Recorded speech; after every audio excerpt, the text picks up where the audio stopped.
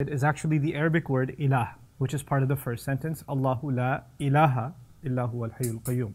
So we're going to discuss that word a little bit first, get a grasp of it, and then talk about the word Allah, and then keep going, bi'idhnillah ta'ala. So that first word ilah in Arabic, which is commonly translated, like we say, la ilaha illallah, there's no God except Allah, right?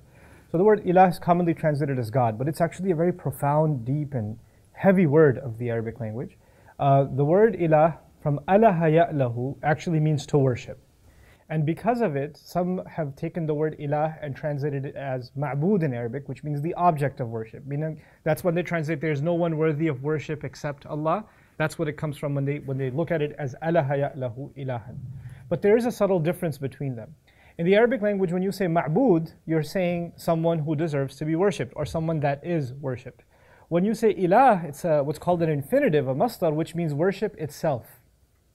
And the equivalent of that from the same origin would have been the word ma'lu, the one to be worshipped. But instead of saying ma'lu, Allah says ilah. Now what does that do? It actually suggests that there is no actual worship ever being done unless it's being done for Allah. Like worship in its true nature is only really done when it's done for Allah. So you're not just saying there's no God except Allah. You're actually saying nobody's actually truly even experienced what worship means unless they've done it for Allah. They may have had some spiritual experiences, they may have had some rituals that they participated in, but Allah is making this bold statement that you haven't experienced God like you should have, or spirituality like you should have, unless it was dedicated to Allah Azza wa Jal Himself. The second meaning of ilah comes from aliha ila fulanin, and that actually in the Arabic language means to find peace in someone, to find contentment in someone, to turn to someone when you're sad or overwhelmed. That's why it's paralleled with faza'a ila fulanin, awuli'a bi fulanin, to be desperate for someone also. The word ilah actually means you're not going to find any peace anywhere except with Allah. You're not going to find contentment anywhere else except Allah. There's no one to run to or turn to in desperation except Allah. Allah is the only companionship you'll ever possibly have. That's within the meanings of ilah. When we just translate it as there's no one worthy of worship except Allah, we just skip over all these beautiful meanings. Then the implication of aliha is also tahayyara, to be amazed or overwhelmed or be in awe of someone. And so la ilaha illallah, actually one of its implications is there's nothing to be in awe of, nothing to be amazed by like Allah is. Like nothing in life will ever overwhelm you and put you in humility like Allah Azza wa Jal will. And then of course, as we go further, one of my favorite meanings, and that's where our discussion about ilah will actually begin. Some scholars of language actually argue that aliha or ilah doesn't come from hamza, lam, and ha, like alaha. It actually comes from wala, waw, lam, and ha. And that's what's called ibdal in Arabic. The waw can turn into a hamza, and that could come from multiple origins. When you say it's waliha or waliha yalahu, that actually means to have desperate or intense love for someone.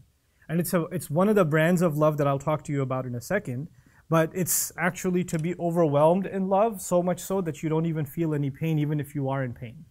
You don't feel hunger even if you are in hunger. Like that love itself becomes your appetite. That's what fulfills you.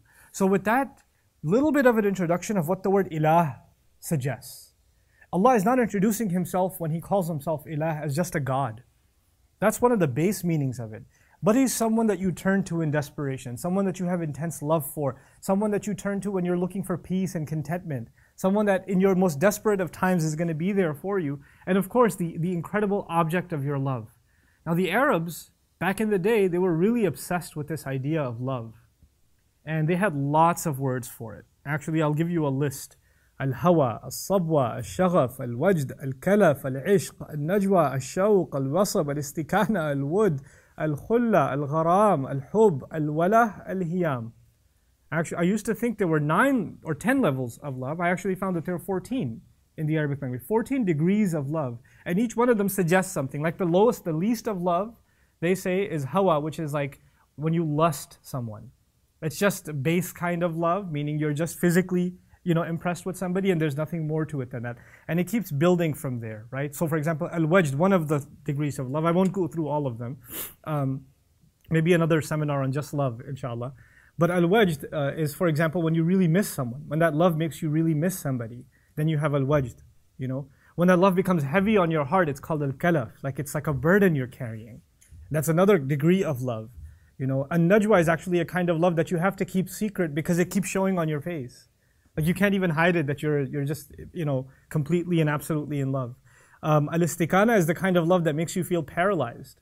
You can't even get out of bed just thinking about it. It overwhelms you, And so of these degrees of love, when you go all the way to the end, let me take you all the way to the last degree of love that the Arabs believe is the last degree of love. They actually call it al-hiyam.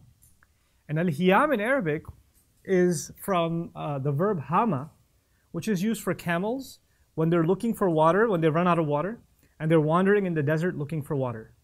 And they're aimlessly, they go a few steps this way, then they go a few steps that way, then they go a few steps that way. Aimless wandering, looking for water, that's called hama. It's the expression, for example, hama fi kulli wadin, somebody's wandering like a crazy person aimlessly in this direction or that direction. In other words, they argue that the last degree of love is the one that drives you insane and renders you completely useless. You've gone crazy. So that's the last one, which means it's not healthy. It's actually annihilation. It's self-annihilation. That's hiyam. One less than that. So it's the last one will kill you, but the last one that's still healthy, the one that you can have, and it's the most intense you can have, is actually al-walah. Al-walah is the kind of love that makes you feel no pain, that fulfills you even in the most desperate and void of times. When everything else is going wrong, so long as you have this love, you feel like you don't need anything else. All your other needs have been satisfied. And that's from the origin of the word Ilāh. So when, for example, some Christian friends come and tell me, our God is love, but your God is not love. You believe in Allah. And He's not, actually, He's our Ilāh, which actually suggests that He is the most intense love that can ever be experienced. Then it just changes your perspective on فَسَيَكْفِيكَهُمُ اللَّهِ. Allah will be enough for you. Allah will be enough for you. Like Allah in the sense of even the love that is going to fulfill your life will be enough for you.